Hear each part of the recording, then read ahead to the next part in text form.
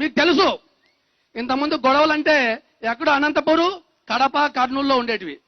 కానీ ఈ రోజు ఈ వైఎస్ఆర్ చీపీ వచ్చిన తర్వాత రాష్ట్రమంతా కూడా ఫ్యాక్షన్ రాజకీయం చేస్తా ఉన్నారు. పచ్చని చెట్లున్నటువంటి ఎంతో మంది మంచి మనసు ఉన్నటువంటి ముఖ్యంగా ఆంధ్రాలో ఒక పేరు ఉంది, ఈస్ట్ గోదావరి వ్యక్తులంటే చాలా మంచోళ్ళు, చాలా గొప్పలు, చాలా మంచి ఆతిథ్యం ఇస్తారని ఒక మంచి పేరుంది. ఇటువంటి ఏరియా కూడా వచ్చి గొడవలు సృష్టించాలని చూస్తా ఉన్నారు వాళ్ళు. మీకు తెలుసు, ఈ రోజు వైజాగ్ లో రాజధాని అని చెప్తున్నారు. ఎవరు అడిగారు రాజధాని మిమ్మల్ని? అక్కడ భూ కబ్జాల కోసం, అక్కడ ఫ్యాక్షన్ రాజకీయాల కోసం. ఎందుకంటే అనంతపురంలోను, కర్నూలు, కడపలు ఇప్పుడు ప్రజలు చైతన్యవంతులు అయినారు. మీ అంట ఎవరు వచ్చే పరిస్థితి లేదు అక్కడ. అందుకే మీ రాజకీయాన్ని, మీ ఫ్యాక్షన్ దాన్ని ఈ యొక్క కోస్తా జిల్లాల వైపు మళ్లించాలని చూస్తా ఉన్నారు. ప్రజలు ఇవన్నీ గమనిస్తా ఉన్నారు. ఎందుకంటే మీకు తెలుసు, ఇక్కడ మంత్రులు ఉన్నారు, ఒక 4-5 ముగ్గురు మంత్రులు పెట్టుకున్నారు, పనికి మాల నాయనలు పెట్టుకున్నారు, 3 మంత్రులు పెట్టుకున్నారు.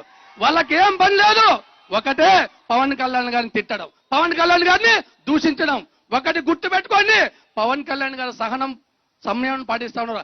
ఆయన ఒక చిట్టుకేస్తే 1000 తులగలుగుతారు నీ అబ్బాయి. మీరంతా కూడా అది గుర్తు పెట్టుకోండి. ఆయన సైన్యంగా ఉన్నంత సేపే మీ యొక్క ఆటలు సాగుతాయి. బాగా గుర్తు పెట్టుకోండి.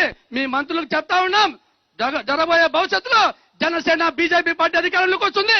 ఇంతకు మూల్యం చెల్లిస్తామని చెప్పేసి తెలియజేస్తా ఉన్నాం. ఆ ఎల్లం పొల్ల బెల్లం పొల్ల ఆయన నిన్ను అంటాడు, ఏంటి ఆయన గురించి అంటాడు. ఏం తెలుసయ్యా నీకు?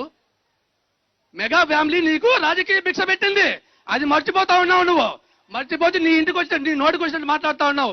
ఈ యొక్క నీ ఒట్టి మాటలు, ఇటువంటి మాటల్ని కట్టిపెట్టి పెద్దలకు గౌరవం ఇచ్చేది నేర్చుకోండి, సంయమనం పాటించండి, ప్రతిపక్షాలకు గౌరవించండి.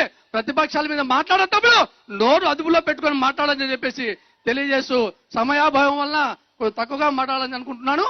అందరూ కూడా ఈ యొక్క అవకాశం ఇచ్చి మీ అందరూ కూడా ధన్యవాదాలు తెలియజేసుకుంటూ సెలవు తీసుకుంటా ఉన్నా. పెద్దలు రాష్ట్ర అధికార ప్రతినిధి చుందర విజయ్ కుమార్ గారిని కోరుతా